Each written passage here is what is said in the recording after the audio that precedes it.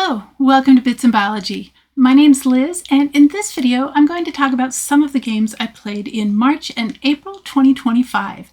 In March and April, I had 109 plays from 45 different games. 13 of those were new to me, plus 3 new expansions.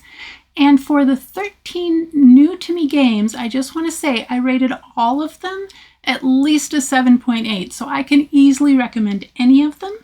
But with that said, in descending order, so with my favorite one at the top, in descending order of how much I enjoyed playing them, they were SETI, Search for Extraterrestrial Intelligence, Through the Desert, Forest Shuffle, Northwest, Ancient Knowledge, Call to Adventure, Epic Origins, Primates, NAR, Messina 1347, Bonsai, Sweet Mess Pastry Competition, Circus Flocati, and Kōhaku. I think I'm saying that right. And even though that one's at the bottom of the list, like I said, they're all really great games, so I can recommend any of them. And Kōhaku was a lot of fun, very relaxing. Of those 45 different games, 17 were relevant to the channel, including one new expansion I'll talk about. And just to break that down between March and April, in March I had 69 different plays of 23 different games. 8 of those were new to me.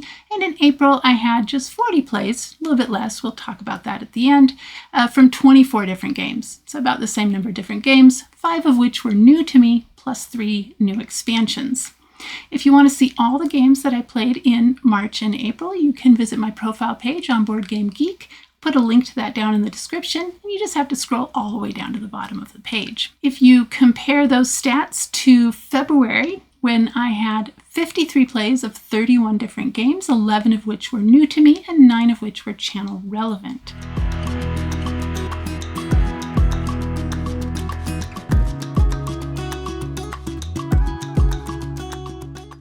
As a reminder, you can always use timestamps to skip around. And before we get into the top 10, I just want to make a quick plug for our Discord community.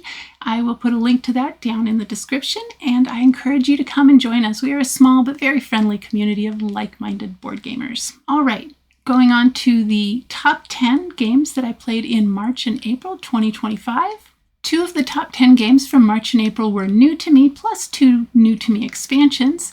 And 4 of the top 10 are channel relevant games. I will talk about those when I talk about the rest of the channel relevant games a little bit later. All of the top 10 games, I just want to say, are ranked between a 9 and a 9.2. So honestly, don't read too much into the order that I present these. If you ask me next week, I might put them in a slightly different order. They're all fantastic games.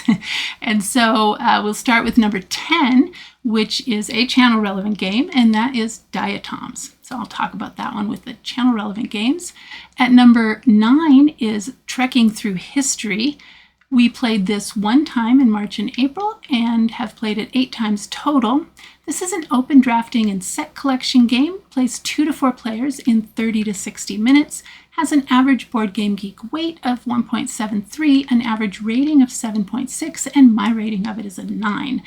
The whole family, we all love this game. In Trekking Through History, as you might have guessed from the title, you are a time traveler trekking through history, visiting different important events in time, going all the way back to thousands of years BC, and I think the most recent event is 1994. It's played over 3 rounds. Within each of those 3 rounds, you get 12 hours allotted to you. And so each card that you claim will cost you a certain number of those hours. And that also affects turn order, which I really like. So if you get a card, for instance, that only costs you 2 hours, you're going to go again sooner than if you get a card that costs you 5 hours, because that'll put you further ahead on that time track. You can modify that with some crystals. I can't remember thematically what those are representing, but they do allow you to manipulate that time track a little bit. The artwork in this game is fantastic, and we love reading about each of the events on the back of the cards. So really fun game, family favorite. That is number 9, Trekking Through History. At number 8 is another channel relevant game. So I'll talk about this one a little later, and that is Forest Shuffle, which was new to me in March and April. Coming in at number 7 is a game that took us way too long to get back to the table. We love this game. This is Lost Ruins of Arnak, and we played it with 2 different new to us expansions. We played it 3 times total in March and April. We've played it 13 times total. 2 of our plays were with the Expedition Leaders expansion at 3 players, and I played it 1 time solo with the Lost Expedition campaign. I played through Chapter 1. This is a deck building, worker placement, resource management game. Plays 1 to 4 players in 30 to 120 minutes, has an average Board Game Geek weight of 2.93, an average rating of 8.1, and my rating of it is a 9. We love this game, and actually it was our son's first play of it this time. My partner and I have played it, I guess, what would that be, 10 of those times were just the 2 of us. And so our son played it with us twice, and he really enjoyed it as well. The premise of this game is that you are exploring this island and you are discovering artifacts and conducting research and fighting off guardians to get to some of the artifacts. And it's just one of my favorite things about this game is the multi-use cards. And so you can use cards to either perform the action or get resources, so they'll do one of those 2 things, or you can use them for their travel ability in the top left corner. It's part of the economy for making your way around the island. The Expedition Leaders expansion adds 6 new leaders, each with unique powers. That creates a little bit of asymmetry in the game so that everybody's starting deck is now a little different, whereas before it was, all the cards were the same. It also adds new item and artifact cards, as well as new guardians and assistants and 2 new research tracks. So lots of variability with this one. It's a lot of fun. The Missing Expedition expansion adds a campaign mode that finally motivated me to get this game to the table solo. It also includes 2 new leaders, 2 new research tracks, and new artifacts, items, and assistants. And the campaign mode was a lot of fun. I'm looking forward to getting this back to the table again solo. And that was number 7, Lost Ruins of Arnak, with 2 new expansions. At number 6 is a game I just talked about in the last vlog, and that is The Lord of the Rings, the card game. I played this 10 times in April and May. I have played it 11 times total. 8 of those plays were solo. This is a hand management scenario-based deck construction game. Plays 1 to 4 players in 30 to 90 minutes. It has an average Board Game Geek weight of 3.58, an average rating of 8.5, and my rating of it is a 9. I love this game, and I should say those stats are for the revised core set, but they're very similar. So this game was originally published in 2011, and they came out with the revised core set that I guess tweaked a few things. I'm not totally clear on what, but that came out in 2022, and so I've only played the newer edition. So this is basically an exploration game where you have a set of leaders or heroes that you start out with, and then you can purchase new cards to bring into your hand, and those will give you allies as well as, I can't remember the name of them because I think the last time I played this was in April. I want to say artifacts, but that was Lost Ruins of Arnak. It's, items that will help you out, and then as well as events that will also help you out. And you are fighting off monsters, making your way through whatever scenario you're playing through. So I actually played through a solo campaign that consisted of the 3 scenarios in the base game plus 2 scenarios in the Dark of Mirkwood scenario pack. The first time I played through that, I used the suggested decks, the 2 suggested decks from the base game. But then I actually started working through that campaign all over again because I got a couple of starter decks for dwarves and elves. So I started working through that again. I've progressed so far through the first 2 scenarios using those decks, but I have been unable to get back to the table. Anyway, that was number 6, The Lord of the Rings, the card game. Coming in at number 5 is Azul. We played this 1 time in March and April. We've played this 17 times total. I've actually played it 2 times solo with a fan-made solo mode that was pretty good. This is a tile placement, open drafting, and set collection game. Plays 2 to 4 players in 30 to 45 minutes. Has an average Board Game Geek weight of 1.77, an average rating of 7.7, and my rating of it is a 9.1. And I love this game. I'm pretty terrible at it. So in this game, I think the premise is you're making a tiled wall. You'll have to tell me in the comments what I'm getting wrong about that. But anyway, it's an abstract strategy game. You are drafting tiles from a central market and you're placing those onto your board. And your board has two sections. On the left is where you will collect the tiles as you draft them. And that consists of 5 rows.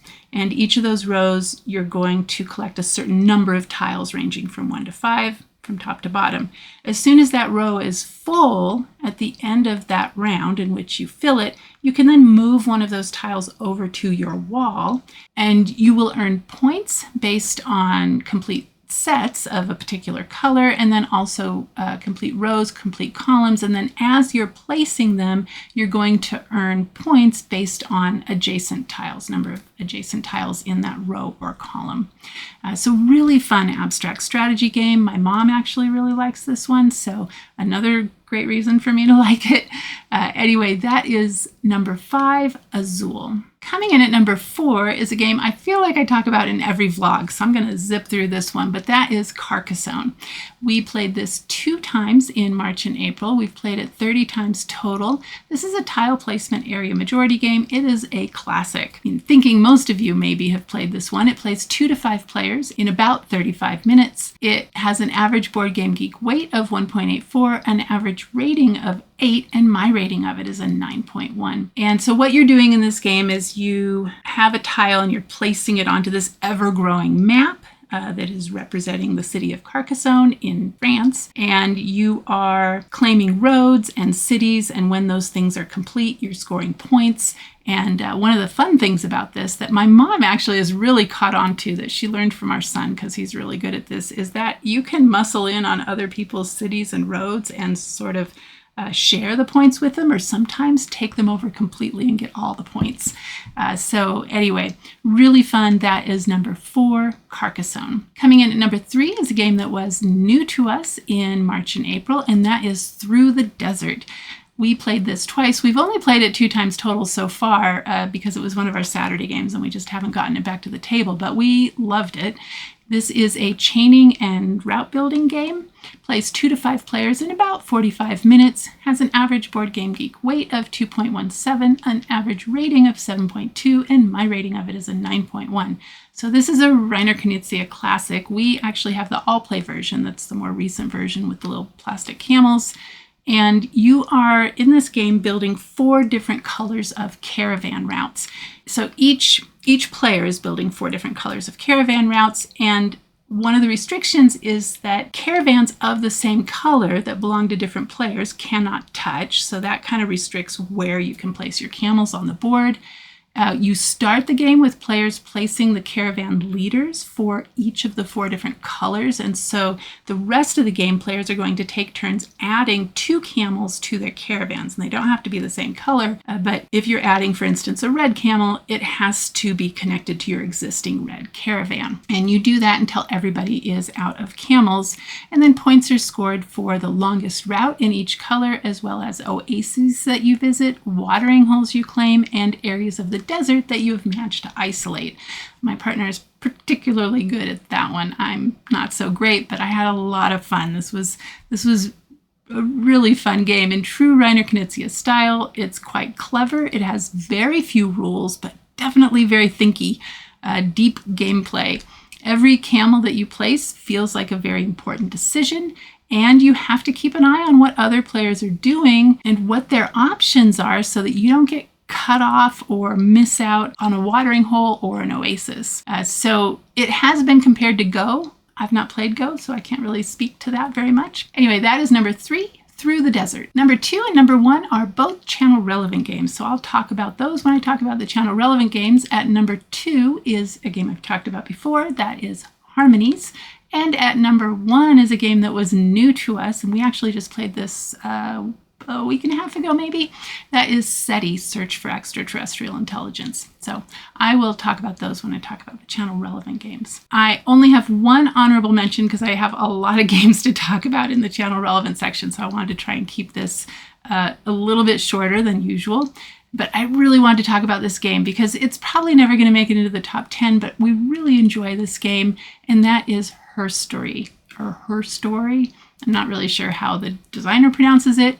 We only played this once. We've played it 3 times total, but we get to the table every once in a while. This is a really light open drafting and set collection game. Plays 2 to 5 players in about 30 to 60 minutes, probably closer to the 30-minute side. It has an average Board Game Geek weight of 1.33, an average rating of 6.7. Talk about that in just a moment. And my rating of it is an 8. So I just want to speak to that average rating of 6.7 because I believe it should be higher. There are 622 ratings as of when I made my notes on this a couple days ago, but 14 of those ratings are a 1. And only one of those included a comment, and they were so upset that the French philosopher, writer, and activist Simone de Beauvoir was not included that they rated the game a 1. They didn't say anything about the gameplay. But all those other ones are a little suspicious just based on a designer diary that I read from the designer, in that it's possible that a lot of those ones were people who just were upset that it was a game devoted entirely to women in history, or maybe they didn't like the title of it. I don't know. But that shouldn't be a reflection on the gameplay. And I hate it when people do that. I mean, you can rate things anything you want, but I wish people would just rate on their gameplay experience. The most common rating, 178 of those 622 ratings, were a 7. So that should give you sort of a better idea of where it falls. And I think that's about right. I think around a 7 is good. In HerStory, you're writing a book about amazing women through history, and each card represents a chapter in your book, and it displays information about a famous woman on the back of the card. It's got beautiful artwork. Each woman is represented by a portrait on the front of the card. And on your turn, you can either collect a research token that'll have anywhere from 2 to 3 symbols on it, or you can draft a card and put it on your desk, which will earn you a couple points. And that also reserves that card for yourself, so nobody else can claim it. Or you can write a chapter by trading in the required research symbols for the woman that you're adding to your book. This is a pretty light game. It does have elements of engine building. However, it has enough high point cards that if you don't want to get into the engine building, you don't have to. So you can kind of choose which route you want to go down as far as that goes.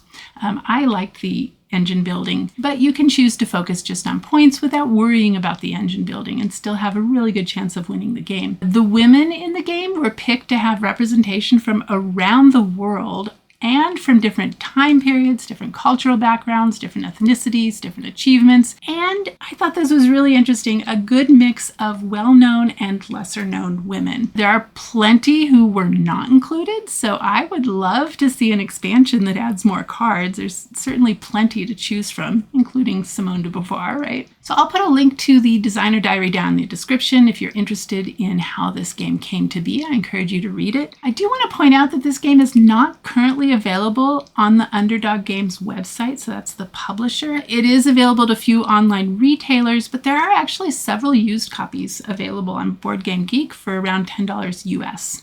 So if you factor in shipping, that's going to be a total of $20. So it's a great game. The artwork is beautiful. The production quality, it's Inside Up Games. They do an awesome job on their production quality. So I can definitely recommend this one if you're looking for a light sort of engine building set collection game that is friendly for all level of gamers. Anyway, that is my honorable mention, HerStory. All right, let's get into the channel relevant games that I played in March and April. So these are all games that have a science or biology or nature or wildlife, any of those related sort of themes. And I just want to remind you, there are timestamps in the description in case you want to skip around. And if you're enjoying this video, please let me know by giving it a thumbs up. And with that, on to the channel relevant games. 7 of these games were new to me, and there was 1 expansion that was new to me. So since there are 17, which is quite a lot, I'm going to try to speed through the ones that I have talked about before and spend a little more time on the ones that were new to me. Coming in at number 17 is Food Chain Island. I played this 1 time in March and April. I've played it 19 times total. This is basically a grid movement game. It is strictly a solo game, plays in about 10 to 15 minutes, has an average Board Game Geek weight of 1.28, an average rating of 7.2, and my rating is spot on with BGG at 7.2. And so in this game, you lay out the cards in, I think it's a 4x5 grid, anyway, something like that. and there'll be a picture up right about now. And these are numbered 1 through, I think it's 16, 15 or 16. And what you have to do is move the cards one space, or that can be modified by abilities on the cards. And larger cards are going to eat smaller cards. So it's food chain, right? And I think they have to be within 3 numbers. And so you're trying to make it so that you just have, I'm always trying to get 1 card left, which is almost impossible, but I think technically the win condition is maybe 3 cards. I'll put it up on the screen. Anyway, that was number 17, Food Chain Island. Coming in at number 16 is Death Valley. This is another button shy card game. I played this 1 time and I have played it 5 times total. I still have not played it at 2 players. I've only played it solo so far. This is a push your luck little card game. Plays 1 to 2 players in about 10 to 15 minutes. It has an average Board Game Geek weight of 1.83, an average rating of 6.8, and my rating of it is a 7.2. And I actually have a couple of expansions for this I haven't tried yet, so maybe my rating will go up. Who knows? Anyway, in this game, you are taking a trip to Death Valley. And if you're interested, I encourage you to watch my video where I'll also include a full review. But I have a playthrough video where I also include pictures from actual Death Valley. It was really fun to make. I had a good time with that one. And so anyway, you are taking a trip to Death Valley by drafting isn't really the right word. You're taking a card either from a face-up pile or a face-down pile and then adding that to your journey. So you have 2 rows, your journey and your scrapbook. And so on your turn, you can either take a card and add it to your journey, or you can move a card from your journey down to your scrapbook. And the tricky part is that there are symbols on all these cards, and you don't want to get up to 3 of any one symbol, because when you do, all those cards in your journey are going to go away and you're not going to be able to score those. They get put in a discard pile. The cards in your scrapbook are safe, and you also need to manipulate sort of where these cards end up, because they might score different points based on that. So they all have different scoring conditions, and then they have stars that might score you some points if they make it down to your scrapbook. I think that's it. Now I can't remember. But anyway, I do want to mention that I was really pleased to see that Death Valley made it into a recent Dice Tower video. It was actually number 3 in Z Garcia's top 10 travel games. And I'll put a link to that down below in the description if you're interested. That was a really good. I like the Dice Tower videos. Anyway, that was number 16, Death Valley. Coming in at number 15 is a game I have talked about before, but I think it's been a little while. This is a really clever little card game called CuBirds. We played this twice. We've played it 6 times total. I feel like we've played it more than that, but anyway, that's what BGG says. This is a hand management and set collection game with a clever little twist I'll talk about. It plays 2 to 5 players in about 20 minutes. It has an average Board Game Geek weight of 1.32, an average rating of 6.9, and my rating of it is a 7.7. So in this game, there is a central market of cards, and everybody has the hand of cards, and there are several different species of birds, and the artwork is quite charming. And each of those birds requires you to have a certain number in your hand to be able to play them and add them to your play area. But the clever thing is how you collect them. And so the cards in your hand, you're going to play them out to that middle area to collect birds. And the way you're going to do it is, let's say there's a row with parrots and flamingos. I don't know what picture I'm going to be showing right now, but anyway, maybe a couple different species. You put down your species, and it has to be all your cards of that species go down in that same row. And whatever birds you manage to surround with the sort of bookending it with those 2 species are the ones you get to add to your hand. And so it's quite clever in that way. And then you really have to think about when you play your cards, because you have to give up all the cards you have of any particular species. You can't keep any of those back. And so just pretty thinky for so simple a game, and really clever, and the artwork is quite charming. And so that is number 15, CuBirds. All right, 14 and 13 were games that were new to us. Coming in at 14 was Kōhaku. Pretty sure I'm saying that right. We played this 4 times. We have only played it 4 times total. I've been wanting to get back to the table. We just haven't so far. Maybe we should do that tonight, actually. This is an open drafting tile placement and set collection game. Plays 1 to 4 players in about 30 to 45 minutes. It has an average Board Game Geek weight of 1.7, so pretty light, very approachable. Has an average rating on Board Game Geek of 7.6, and my rating of it is a 7.8. So this is a really relaxing, fun little tile placement game where you are sort of building out or populating a koi pond. And so it has nice artwork of koi fish. And then there's also, I think, frogs and turtles and butterflies. There's also an expansion out, I think, or maybe that's coming to Kickstarter. I can't remember. I'll put it up on the screen and I'll look it up when I'm editing. Anyway, it's a really beautiful little relaxing, not too thinky, but just thinky enough. Great weeknight game. And that is number 14, Kōhaku. Coming in at number 13 is another game that was new to us, and that is Bonsai. I really enjoyed this one. We played it 6 times. We have played it 6 times total so far. This is another one we really need to get back to the table. 3 of those plays for me have been solo. So I'll talk about that in a minute. This is an open drafting tile placement and pattern building game. Plays 1 to 4 players in about 40 minutes. Has an average Board Game Geek weight of 1.83, an average rating of 7.2, and my rating of it is an 8. So I really enjoyed this one. What you are doing is basically building a bonsai tree. You are collecting cards that will allow you to get resources as well as the card. Some of those cards are going to increase the number of tiles that you can play on your turn. So on your turn, you can either take a card or play tiles. And some of them will be endgame scoring. And there's some rules about the tile placement that are pretty interesting. I actually have got an expansion to it. It was my last order from Birdlandia before they closed down. Sad, but anyway, we haven't played the expansion yet, so maybe we'll do that this week too. So we've got to get Kōhaku to the table and Bonsai. Anyway, I really like this. I did write a note after I played the solo mode, and I said that the scenario mode felt much more interesting and more challenging than the standard solo mode, and that I will definitely play through the remaining scenarios, so I did enjoy it. But I did mention that I did put in my notes that at the moment I think I like the multiplayer game a bit better. And so it was really fun as a multiplayer game. I'm not so sure I'm totally sold on the solo. I did play this way back in March, so I can't give you too many details as to why not, but I will definitely play through all the scenarios and sort of get a more full view of the solo mode. Anyway, that was number 13, Bonsai. Coming in at number 12 is a game I've definitely talked about before. It's an ant, we just call it the ant game in our house, and that is Micropolis.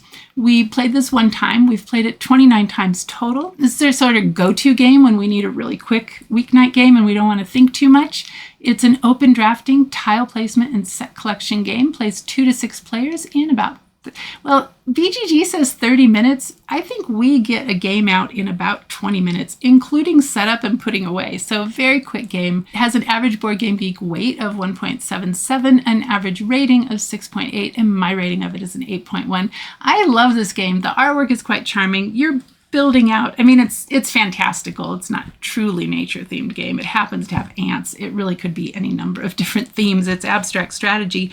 But you are building an ant nest, I guess, connecting up all the different tunnels and populating it with ants and queens. And one of the things I really like about this game is in order to get tiles, you have a market of tiles. And it's sort of like if you've ever played Century Spice Road, the first one, or for that matter, Keystone North America also uses this same market style, and that is that the first card won't cost you any extra, but if you start moving inwards, the second card, you're going to have to put an ant on the first card. If you want the third card, you're going to have to put an ant on the first and second card. And so being able to draft better tiles sometimes is dependent on your ability to pay for them, and I kind of really like that.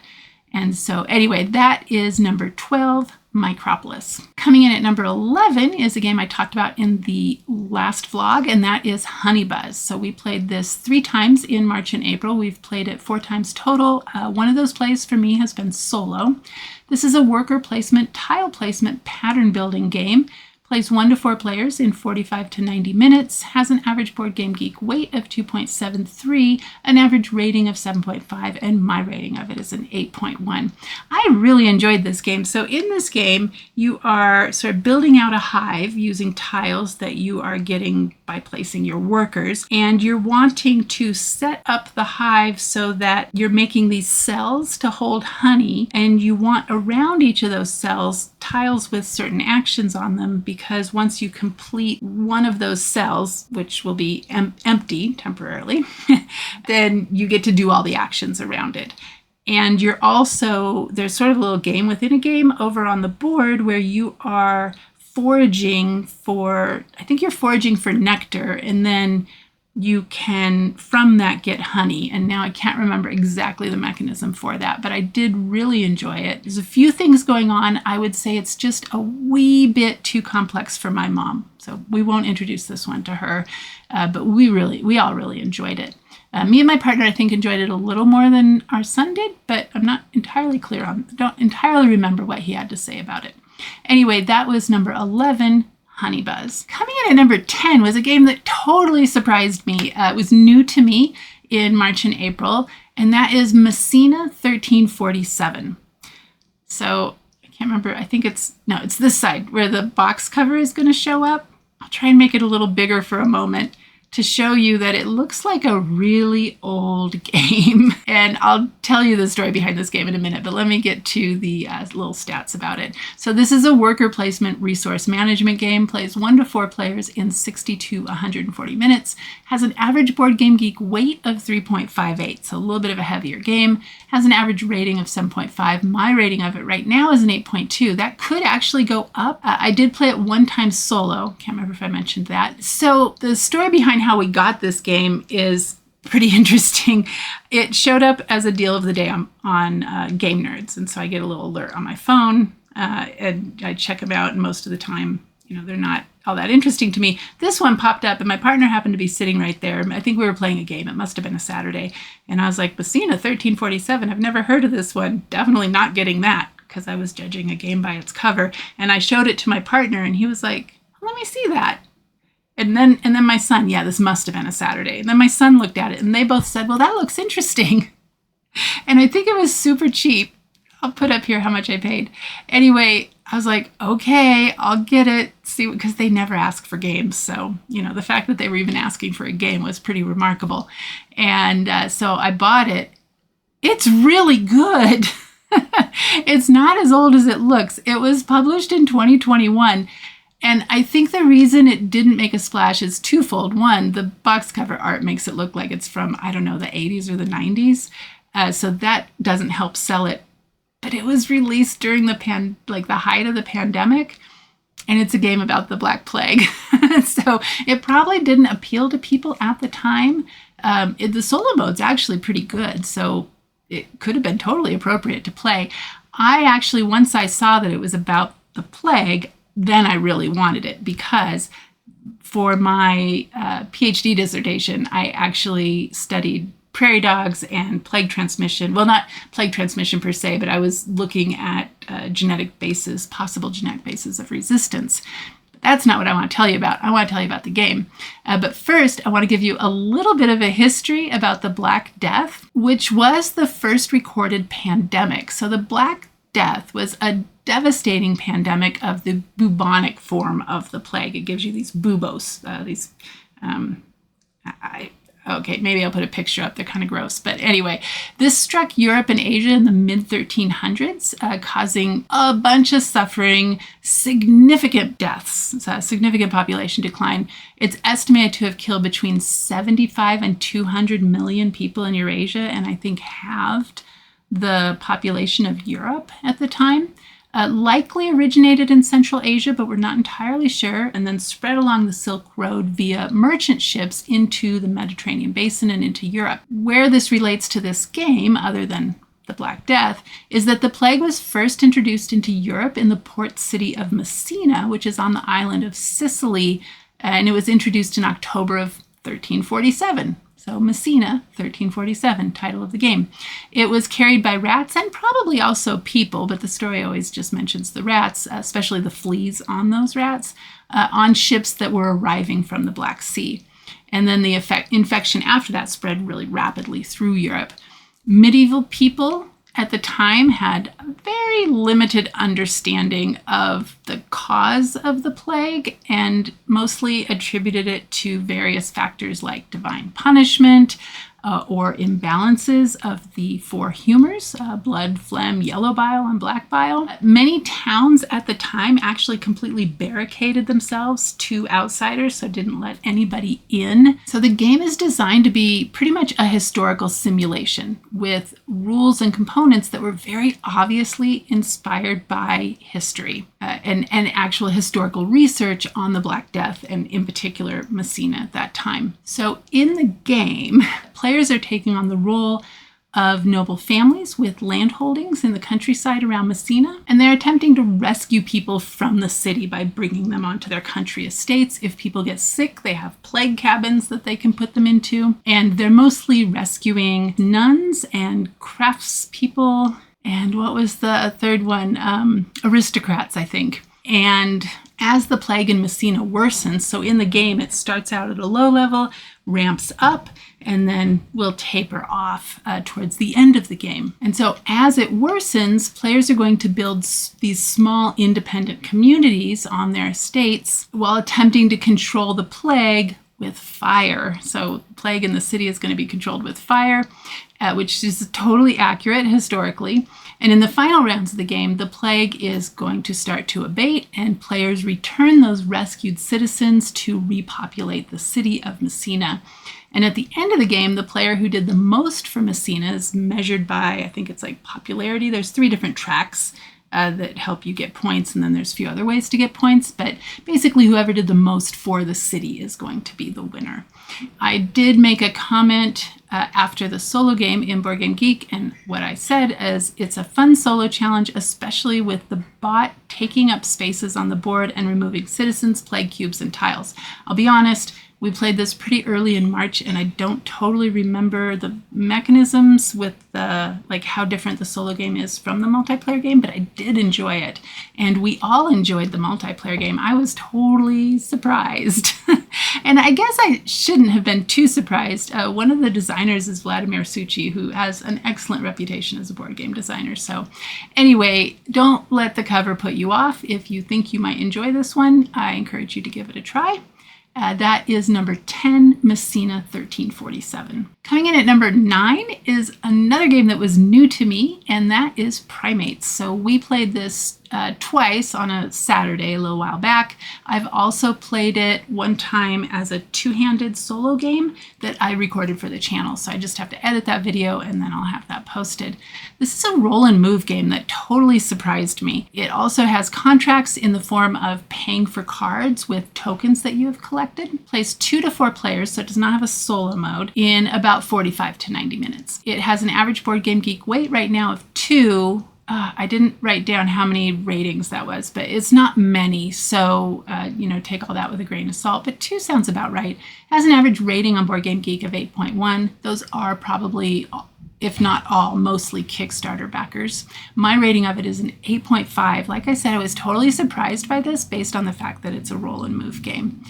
So what you're doing in this game is each player has 3 primate tokens, and on your turn you can either roll the dice to move your primate tokens up the tree, I'll talk about the tree in a moment, or you can rest and collect a bonus card. And so I have to admit, when I first pulled this out of the box and I was reading the rules, and I actually recorded an unboxing and a reading of the rules for my patrons, and I said at the time, I'm like, I'm a little bit skeptical because it's roll and move is the main mechanism, and that just doesn't sound like it would have some very interesting decisions, but surprisingly it does.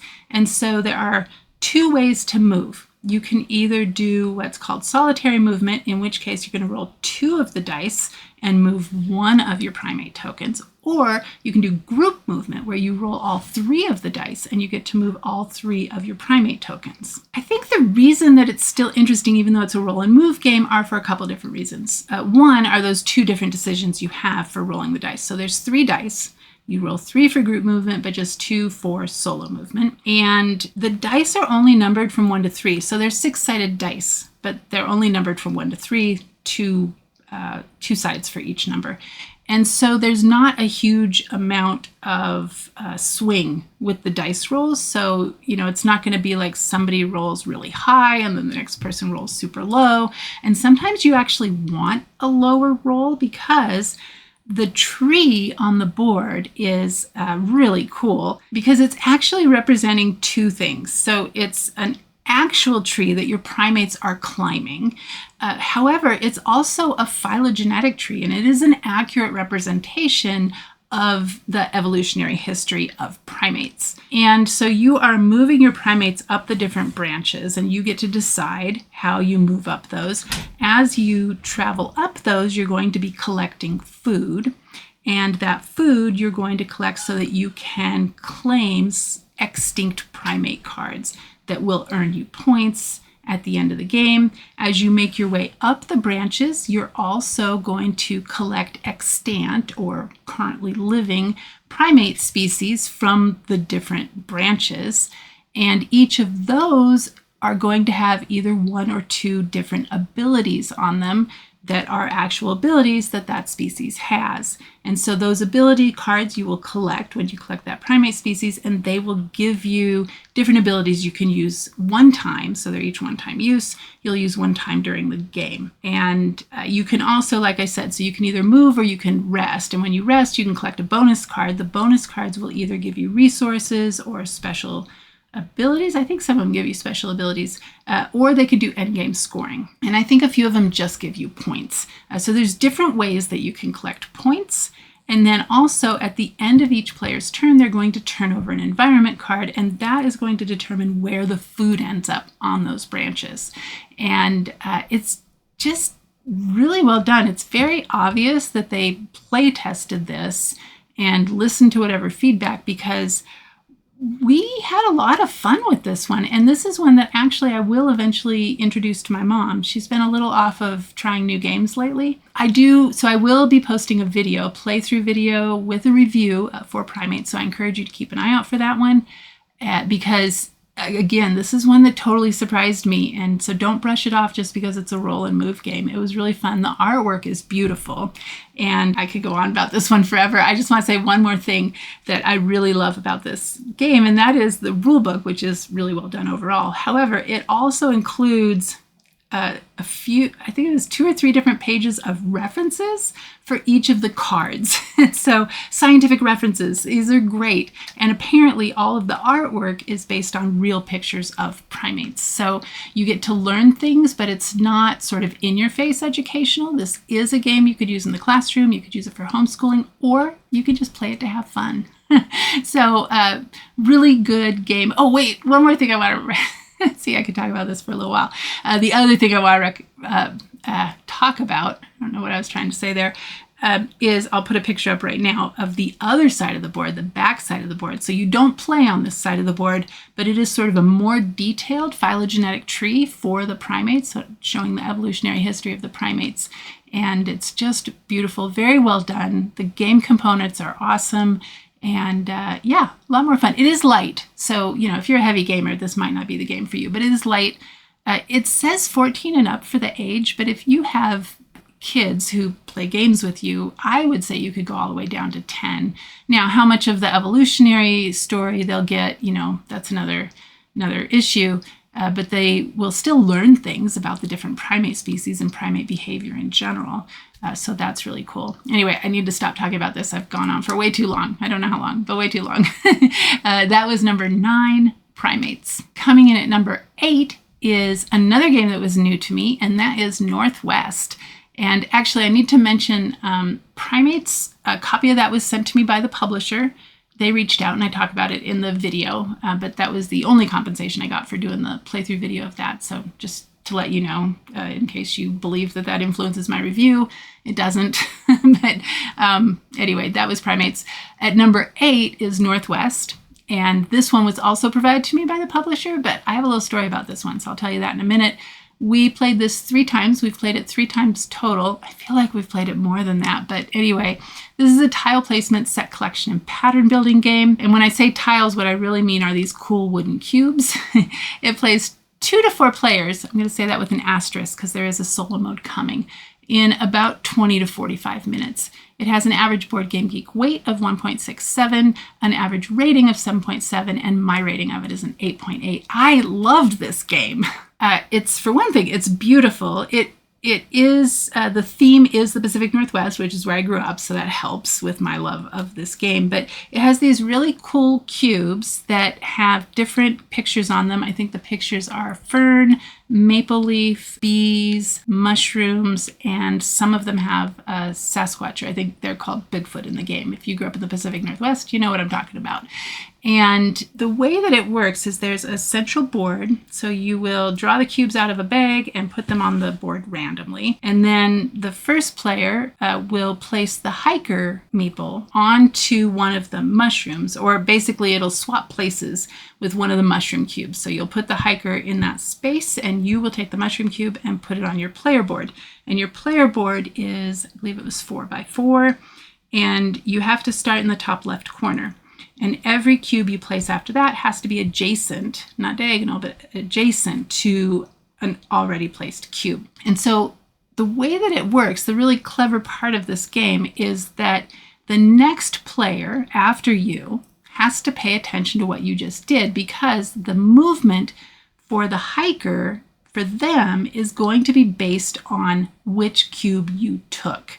And I can't remember off the top of my head what the different movements are, but for instance, I know one of them is that you can move the hiker 1 cube either orthogonally or diagonally. I think that was the mushroom. Another one, you can just go orthogonally, I think, and another one's diagonally. Anyway, I just love that your movement is dictated by the person who went before you. So that means that not only are they trying to get cubes that they want on their board, because they're going to score depending on their placement relative to other cubes, but they can also take a look at your board, see what you need, and make that a little harder for you. So really fun. The artwork for it, very simple but quite beautiful. Very elegant, actually, is what comes to mind. The components for this are fantastic. So we all really enjoyed this one. And the other thing I wanted to say, so actually back to receiving a copy of this from the publisher. Actually, I saw this game. I think I talked about this in my last vlog. I saw this game in a video by Thinker Themer where they were talking about, I think it was games they played at Dice Tower West, maybe, something like that. And it was a little light for them, so keep that in mind. If you prefer heavier games, this might be too light for you. So it was too light for them, but they didn't have anything bad to say about it, and I loved the way that it looked. It looked really interesting to me, so I reached out to the publisher and I said, hey, I would love to, basically, long story short, I told them I would love to help them spread the word for this game, and they've been very lovely people, and they are designing a solo mode and an expansion. Both of those were supposed to go to Kickstarter this month in May 2025. However, the tariff situation means that that's being postponed just a little bit, but it will still go to Kickstarter. So when I have more information about that, I'll let you know. Anyway, that is number 8, Northwest. So keep an eye out for more about that game in the future. All right, coming in at number 7 is a game that was not new to me, but with an expansion that was new to me, and that is Earth with the Animal Kingdom expansion. We played this twice. We have played Earth 14 times total. I did not make a note here of how many times I've played it solo, but it's a handful of times. This is a tableau building and hand management game with a really cool follow mechanism.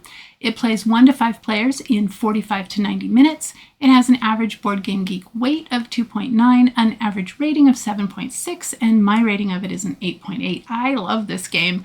I especially love the solo mode. The solo mode's a lot of fun. But anyway, in this game, you are building a 4x4 tableau of plant and mushroom cards, and then there's also these, I think they're called terrain cards, and they will all score you points in different ways. A lot of them will score you points based on their placement, but importantly, importantly, each of them will have an ability down at the bottom.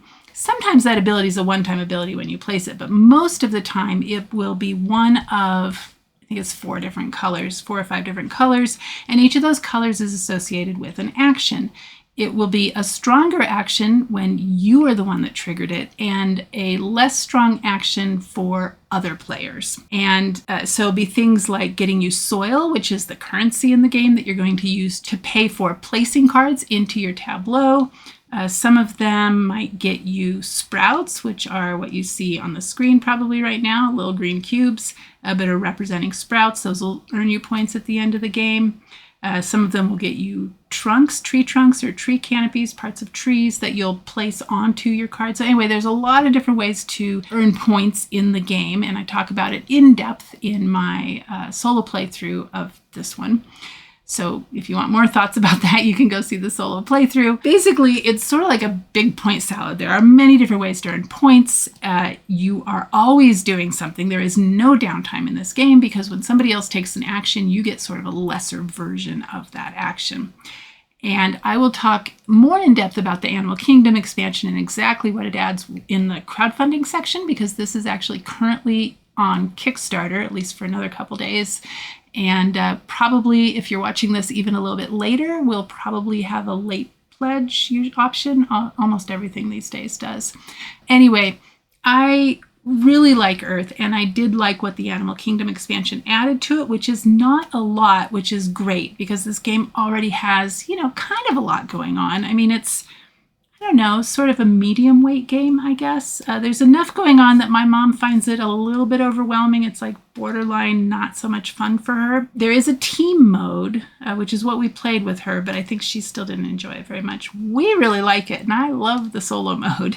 Love the theme. It's great. I love that there's so many cards. I love that there's so many different ways to get points. So you can try out one strategy one game and another strategy in another game. So anyway, I'll talk more in depth about the Animal Kingdom expansion in particular in the crowdfunding section. So anyway, that was number 7, Earth. Coming in at number 6 is a game I totally forgot to talk about in the last vlog. I think it was the February vlog. But I did play it again in March, and that is Wild Gardens, because I played it a few times solo. Well, actually, according to my notes, only 2 times solo. I feel like I played it more times than that. But we've played it 4 times total or more.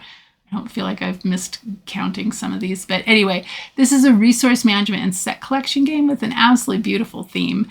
It plays 1 to 4 players in 90 to 120 minutes, has an average Board Game Geek weight of 2.53, an average rating of 7.7, and my rating of it is an 8.9. I love this game. It has charming artwork. It is fun to play. It has mouth-watering food pictures. So anyway, what you're doing in this game is you are moving around a board, and your movement it's very clever. I feel like this is maybe not unique, like it's been done before, but I don't think I have any other games that do this, and that is that every player has, I believe it's, 5 little tokens, and they are numbered 1 through 4. So a 1, a 2, a 3, and a 4, and then there's one that has 1 through 4 printed on it. And when you use, say, the token with a 2 on it, you can move 2 spaces on the board. And the reason that's important is those spaces will help you gather ingredients, and some of those spaces will have a picnic table where you can cook and serve recipes, and those are the cards that you are sort of paying for with the ingredients that you have collected, and that is how you're going to get points in the game. And there's a couple different ways to get points. I'm not going to go into too much detail. I will do a playthrough of this one eventually because it's a lot of fun, and the theme is just so charming, and the solo mode is really cool because it has, I should have brought the book out, but anyway, it's like a campaign mode where you're working through this story so you can play through the scenarios in order.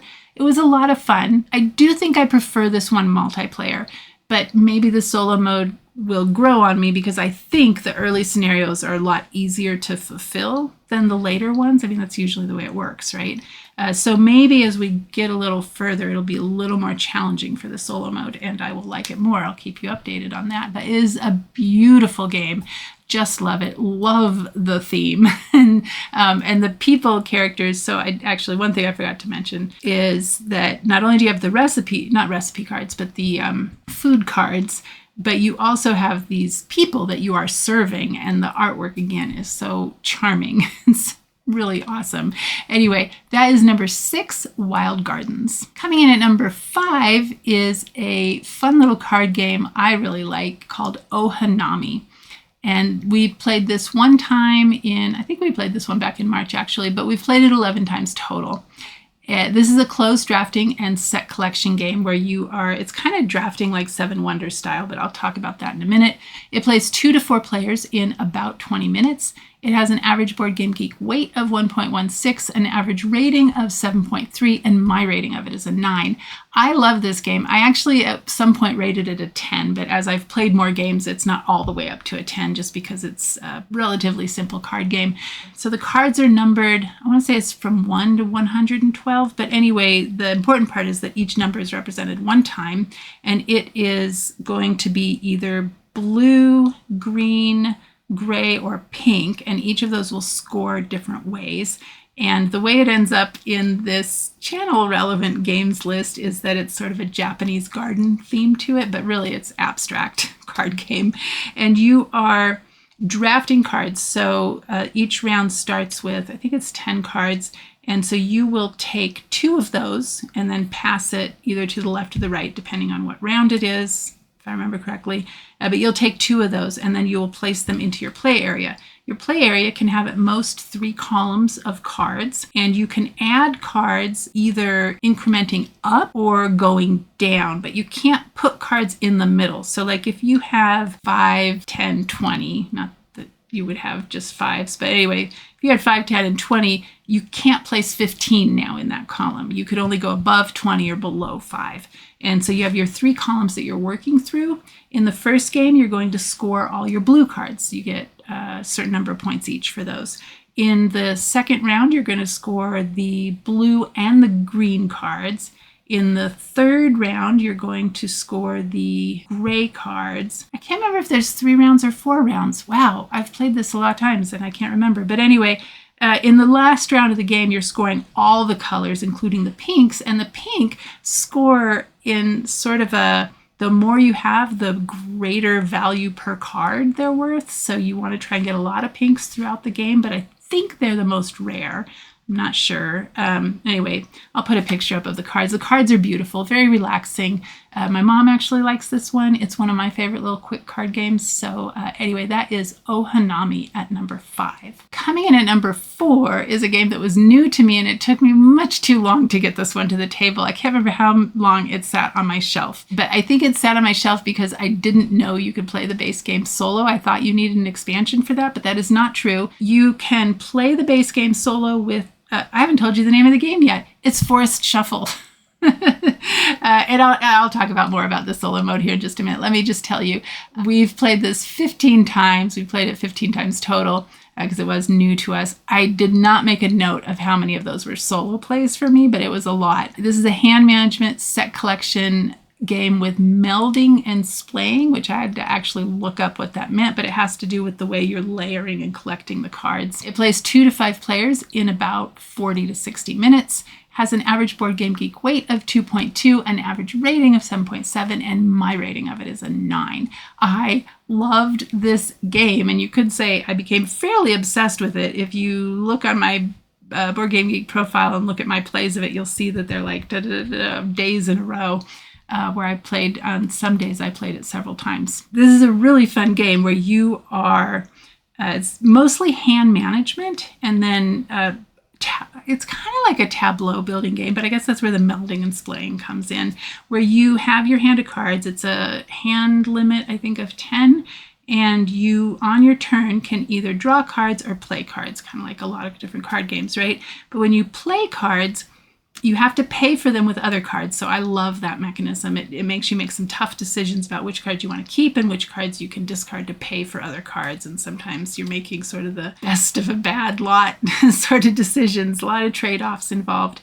And you first have to play trees out into your play area. And then on those trees, you can play animals. And animals will either go above, below, to the right, or to the left.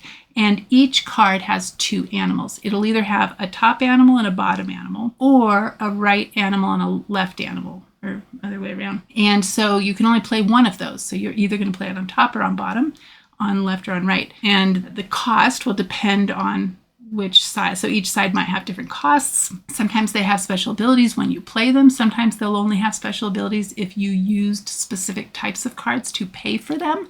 And so then they'll give you sort of a bonus action.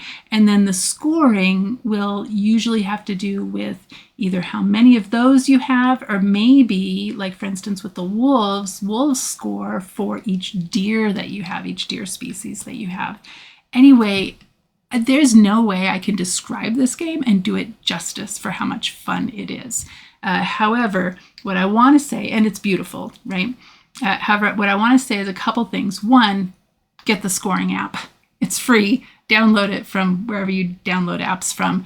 But it allows you to just simply scan each of your trees with all the animals on it, and it will add up the score for you, with a little caveat that you have to make some adjustments if you're scoring the solo game. The solo game, so I know that they might even be available now. I haven't been keeping up with it. They are coming out with an official solo game. That official game is based on a fan-made solo variant that the publisher actually hired that person who designed that to formally design the official solo mode, and then they're going to sell that in a box with all the cards and stuff. As of when I downloaded it, you could download for free. It was print and play, right, for the cards. But very clever solo mode, very fun. It gives you different sort of scenarios. It's kind of more accurately called scoring goals, like trying to score a certain number of butterflies or, something like that. And then you have to meet a point minimum to score either bronze, silver, and gold, I think it was. I'm not good at this game yet, but I have a lot of fun with it. I could go on longer, but I will eventually record a video for this one for sure. And that is wait. One more thing I want to say. Like I said, you don't need the expansions to play solo. We have played with the Alpine expansion, and that was really fun. We have not added in the Woodland expansion yet because it adds shrubs, and I kind of wanted my mom to be really comfortable with the trees before we introduce shrubs, because my understanding of it, I haven't played it yet, but my understanding is that the shrubs work very similar to trees. So anyway, that was number 4. Forest Shuffle. All right, coming in at number 3 is Diatoms, and I believe I talked about this one in the last vlog, so I won't talk too much about it. I played this 4 times in April, and I've played it 10 times total. I think most of those plays maybe half and half solo and multiplayer. This is a tile-laying, pattern-building set collection game. Plays 1 to 4 players in 30 to 45 minutes and has an average BGG weight of 1.71, an average rating of 7.8, and my rating of it is a 9. And so in Diatoms, you are actually making a mosaic of single-celled algae, and it's a real thing. This is something that people started doing in the Victorian era when microscopes started becoming cheaper and more widely available, and it actually still goes on today. And so what you do on your turn is you place a tile into the central pond.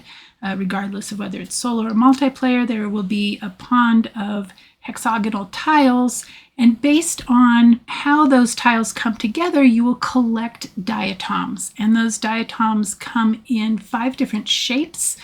They are circles, ovals, triangles, squares, and stars, and they also come in 5 different colors. And scoring is going to be based on the way that those are arranged on your board, and you will never fill up your entire board. So you have to make some pretty interesting decisions about how to place things. A lot of the scoring is based on symmetry, but some of it is also based on diversity. Like I said, I talked about this last month. I also have a video that may be posted by the time you see this solo playthrough and review video with my detailed thoughts about that. But I really like this one, especially the solo mode. It's a lot of fun, very puzzly, but also relaxing. It's one of those ones that is very thinky, but at the same time relaxing to play. I guess because you feel this sense of creation, like you are creating something, beautiful or symmetrical or whatever, but you're creating, and I think that always feels really good. Anyway, that is number 3, Diatoms. Coming in at number 2 is a game I've talked about plenty before, and that is Harmonies. We played this twice in March and April. We've played it 25 times total. We really enjoy this game. I love it solo and multiplayer. This is an open drafting, pattern building, tile placement game, or maybe token placement game. I don't know. They're really chunky, very satisfying to play with.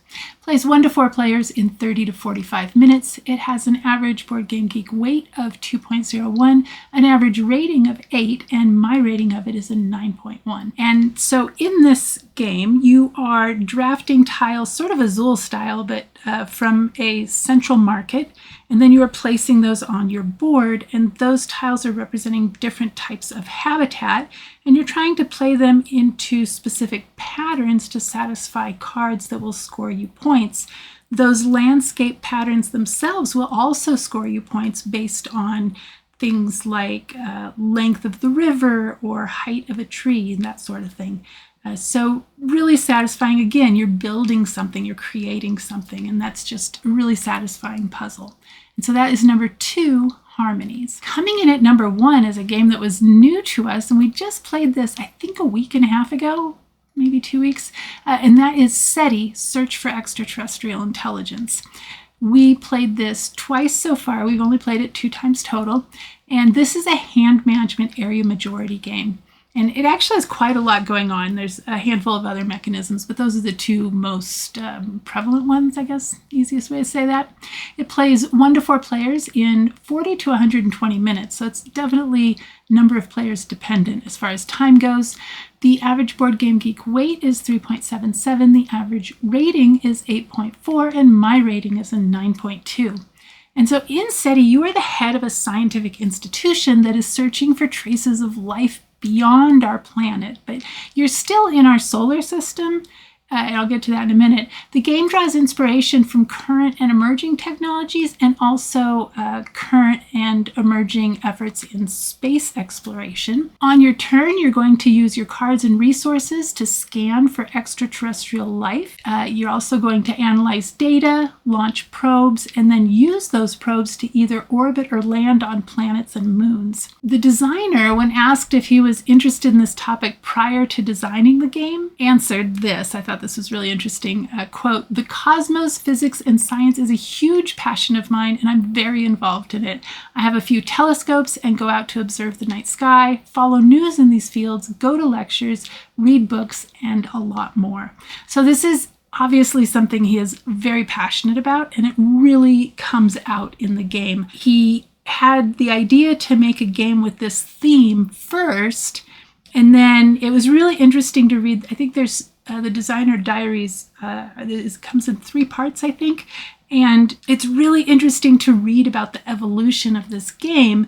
It started out with basically just cards, and then the different mechanisms were layered with that and sort of grew out organically in a way that made sense. Now, this is not my area of expertise, so I did reach out to Barb over at the YouTube channel Meeple PhD to see if she had had a chance to play it yet, but she hasn't, unfortunately, but I'm sure she will eventually. So I am going to provide a link to her YouTube channel down in the description, and if that's something you're interested in, her expertise is astronomy, and I'm not actually entirely sure what her degree is in, but I know that that is her area of expertise, so I don't know how much astrobiology. I should ask her that question.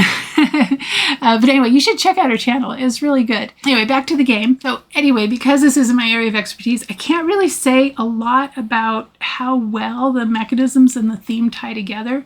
I will say that it incorporates something called a gravitational slingshot, which sounds really cool and is apparently a real thing. So if you know about that and can explain it to me in plain language down in the comments, that would be awesome.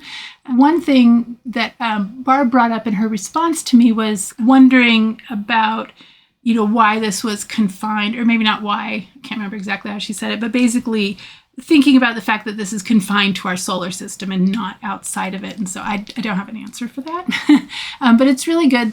It seems to me that most of it is based entirely on reality, with the exception of the life forms themselves. But I will say that they don't actually flesh those out a lot. And so it leaves a lot to your own imagination. Like, it gives you a kernel, and then you can fill in the details. But the mechanisms themselves are a lot of fun. We played this at 3 players, and I definitely want to get to the table soon. I have heard the solo game is quite good, but I haven't had a chance to try it yet.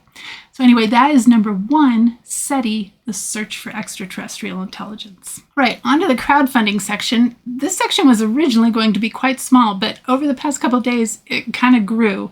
So originally I was just going to talk about Earth, the Animal Kingdom expansion, and possibly Northwest, the expansion for Northwest. But I've also added on, we're going to talk about Reforest, so I have a bit to say about that, and the game Whale Riders. So I'll talk about that one last. So first, the Animal Kingdom expansion for Earth. The publisher actually reached out to me and sent me a prototype to try out, so I have played it. I've played it multiplayer. The solo rules were not available at first. They are now. So I will be playing solo, but probably not before the campaign closes. So the campaign for this ends on May 16th at 3 p.m. Mountain. So I'm trying to get this out in time for this to be useful for you. So I did get a chance to play it multiplayer at 3 players, and I really liked what it added to the game. It includes 36 animal meeples. And so what I received is a prototype, but I'll flash the pictures up here. Just know that they'll probably look even better when the final product is ready. But those 36 animals add some asymmetric abilities per player. So depending on whether you're playing on the regular mode or the advanced mode, you get either 1 or 2 animal abilities. And then there's also a global animal ability that everybody gets to use in between rounds. So the way the individual animal abilities work is that whenever you use a leaf, so placing it on the board, or you can even just discard it, or now I haven't received my abundance expansion yet. I got a shipping notice today, but I haven't received it yet. And so so one thing I think you can do with the Animal Kingdom expansion is turn in a leaf to also get a seed. Don't quote me on that. I don't know for sure. However, when you use a leaf, you can trigger your animal ability, and this will usually involve your animal moving in some way around your tableau of plants, and then it will generate resources for you. Often it is a trade, like you turn in trunks, for instance, and get soil. And actually it depends on the difficulty. So I actually have them out here. So they come in 3 difficulties with 1 star, 2 star, 3 star. And so I was looking through these 1-star ones. So for instance, here's the platypus. It says that your ability is to move up to 2 times. So that means moving your animal meeple on your board 2 times, or on your tableau 2 times. And then from each flora the platypus moved onto this turn, you can give up a sprout to draw 2 cards. And so that's an example of one of the 1-star abilities. Now that is an individual ability. They also have a global ability on the other side, which is very similar for all these 1-star easy cards, and that is that you get to choose one thing where you turn in sprouts and draw cards. And then these 2-star ones, for instance, the ability for the reindeer is that you move to, I forget what these particular type of plants are, but I'll show you the card up on the screen, anywhere in your tableau, and then remove all the sprouts from that plant that you just occupied, and then put them on your card. And at the end of the game, you're going to get 2 points per one of those. My partner had a card like this. I don't know which animal it was, but it looks like all of these, well, a lot of the 2-star ones have that sort of ability. Here we have the polar bear, move up to 1 per particular type of plant, only on the ones that have the snowflake. And you can get, you can compost 2 cards out of your hand for each move made by the polar bear this turn. So that gives you an idea of what some of these abilities are. They also have the 3-star ones, which are a little more complicated, but again, give you resources. And so that's great. And so they don't add a lot of rules overhead, which is awesome because like I've said before, sometimes Earth is a little overwhelming to me, not in a terribly bad way, but just keeping up with everything. And so I like that they add just enough, like of a little bit extra, and you have control over that, right? It's when you use your leaf, and even if you're not meeting the bonus goals, right? I forget what those are called, the only going out of my head, I'll put it up on the screen, but those goals that are on that main board where you're putting a leaf out, even if you can't meet those, you can just discard a leaf to trigger one of these. So if that's going to be really useful for you, especially if maybe you notice somebody's about to go out or something, so that would be a good time to trigger those. Again, I'm looking forward to trying the solo mode. When I do, I will keep you updated on that. Anyway, that is Earth, the Animal Kingdom expansion. Oh, and the last thing I wanted to say about this, the Animal Kingdom expansion. So I actually backed the base game and the Abundance expansion. And one thing I can say about Inside Up Games is they have excellent communication. I also backed Perch, which I think was Inside Up Games. Excellent communication. They're really good with their updates. I don't recall any issue with the timeline, although to be honest, I don't really pay close attention to the timelines. I don't tend to get upset if they're running late. I have too many games I need to play as it is. But they do have excellent communication, and I received my shipping notice for Abundance this morning, so I'm really excited to get my hands on that. It'll be really fun to see how this Animal Kingdom expansion interacts with Abundance, so I'll keep you updated on that. So like I said, the campaign for this ends May 16th at 3 p.m. Mountain. All right, on to the next one is the expansion for the game Northwest. So I talked about Northwest a little bit earlier. That's the game with the cubes, and you move the hiker around the board and then fill up your little 4x4 grid with the cubes that you collect. So the expansion, in addition to new cards, the expansion is going to include new blocks. These are going to be mountains, and a different type of cube that will function separately from the original Memento cubes. So the designer, I had a little bit of email communication with them recently. They're going to let me actually borrow the prototype for the expansion, or at least the solo mode, to try it out. Once they've completed, they're done designing the solo missions or testing them out. I'm really excited to try it because this game is so much fun. And I just love how well done it is and tied into the Pacific Northwest. So I'm really looking forward to the expansion. I'm super looking forward to the fact that it includes a solo mode. So that's great. Anyway, that was the Northwest expansion. Oh, I meant to mention, it's in the crowdfunding section. So they were supposed to go to Kickstarter this month in May, but the tariffs have pushed that back a little bit. So I'm not sure when it's going to be going to Kickstarter, but they are working on it. They have prototype materials that they're working on. And so they're just polishing it up and waiting for things to sort of smooth out a little bit with the tariff situation before they put it up on Kickstarter. So that will be coming, and I'll keep you updated on that. Next one I want to talk about is Reforest. Oh my goodness. So I had never played this game. I heard about it, I think near the beginning of the year. Honestly, can't remember. I do know somebody commented about it, and that may have been where I first heard about it, in the February vlog, maybe, or something like that. Anyway, I had not played it. There is a Kickstarter campaign right now for a reprint of the base game, and then also the Old Growth expansion, which is a standalone expansion. This is a tableau and engine building card game for 1 to 4 players that plays in about 30 to 60 minutes. What you need to know is that there is a demo version available for you to print and play, and I did that. So I actually have it right here. It is 52 cards. It's actually 49 cards for the game. And I think what it is, now I haven't played the base game, so I don't know for sure, but these are cards that are part of the base game and also have the Old Growth expansion mixed in, or maybe they're just Old Growth expansion. I'm not entirely sure. But I did give it a try. I've played it 1 time so far, and I guarantee you I will be playing it some more because, oh my goodness, this was so much fun. As soon as I was done playing it, I definitely backed it. I figured it's cards, so, the tariffs probably aren't going to affect them too much because the components are relatively inexpensive, I think. Anyway, if you think you might be interested and you haven't given it a try, I encourage you to try the print and play demo. It's 7 pages. Like I said, it's 52 cards that you're cutting out. I just cut them out and I put a little bit of cardstock in there to stiffen it up, but you could even just use plain cards to stiffen them up, and sleeved them. And that's it. It didn't take long at all. I actually posted a video of me making the print and play in my Discord and for my patrons. So if you're interested in that, you got to come join us in the Discord. Anyway, I think if you like Forest Shuffle or Meadow, I think you would like this one. So that was Reforest. Oh, and it ends May 25th at 9 p.m. Mountain. And then the last one I want to talk about is one that actually just popped up in an advertisement on Board Game Geek the other day. So I clicked on it because it's a Reiner Knizia game. And it's one that I have heard about before, and that is Whale Riders. But here's something interesting. So if you're outside of the United States, you can ignore what I'm about to say, because this is a tariff relief Kickstarter for the United States only. And so I thought this was a really interesting way to address the tariff situation.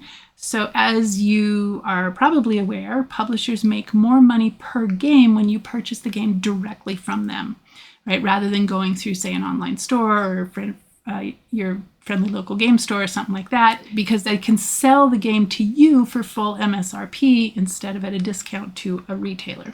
And so what they're doing for Whale Riders is they had already had it in production. They were just doing a reprint, and they weren't going to go to Kickstarter, but how they're doing it is they're doing the Kickstarter for United States backers. And so if you live in the United States and you want to get a copy of this game at the current price, you should back it on the Kickstarter.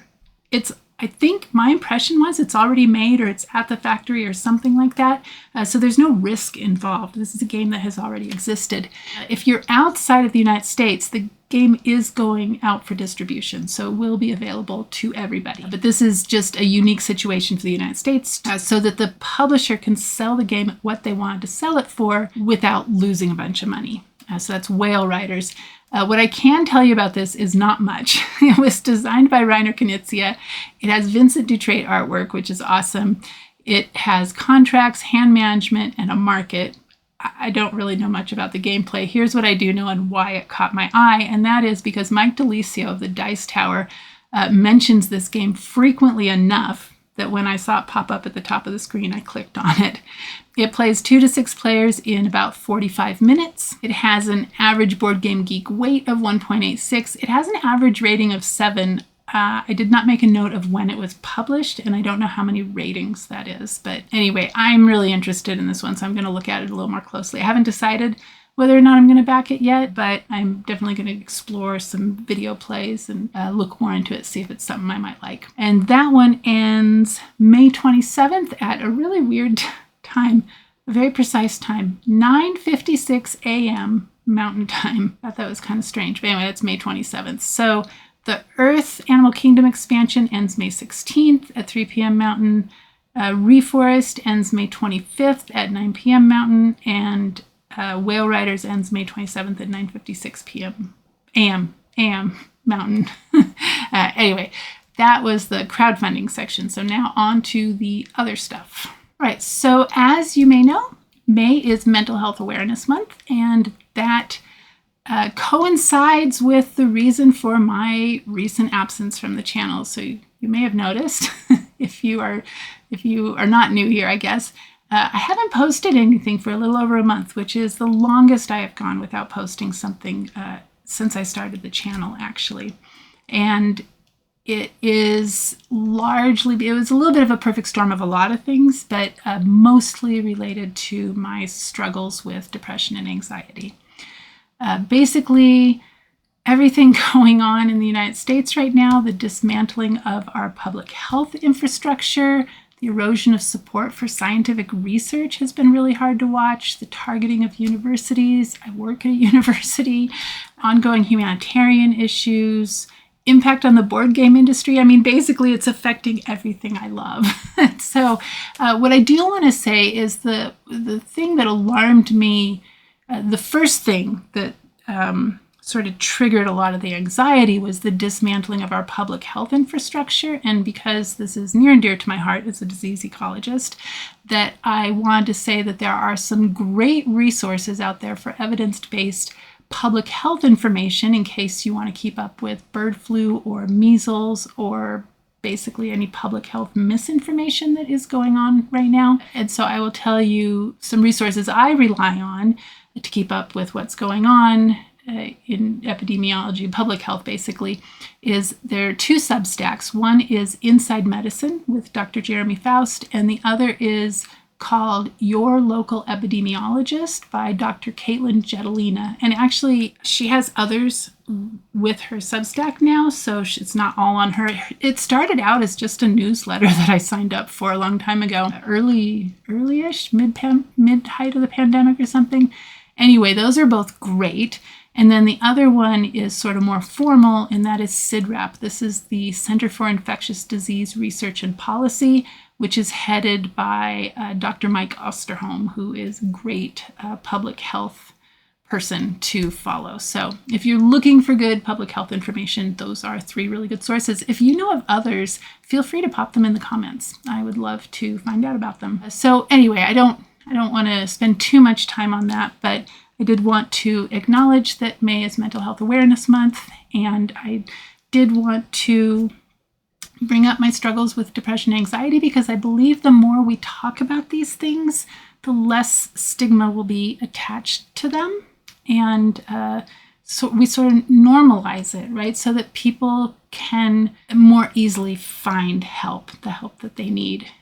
Right now, the stats that I could find were that at least 8% of adults in the United States, these are US stats, but I assume this would be similar for a lot of countries, about 8% of the adults in the United States are challenged with depression, and about 20% are challenged with anxiety of some sort. So it's quite a lot. It's quite a lot. And anyway, that's all I wanted to say about that for now. Quick channel update. We are up to 670 subscribers. Woohoo! We were previously at 610 in mid-March. And so I just want to say I am amazed by that, because that means that 60 of you subscribed since the last time I posted something. So thank you to everybody who has subscribed, all of you, all 670 of you, but a special shout out to those of you who have subscribed recently, despite the fact that I hadn't posted any recent content. So really appreciate you doing that. And I do want to say, YouTube is going to punish me for this lapse in content. And the way that works in the YouTube algorithm, I don't fully understand it, to be quite honest, but I know what's going to happen. What I can expect is that when I post this video, it's not going to go out to as many people. And so not as many people will see it. You can help me get this out to more people by subscribing, but especially on the videos, clicking like and making a comment. That goes a long way towards helping tell YouTube that this is a video that other people might want to watch. So that would really help me out.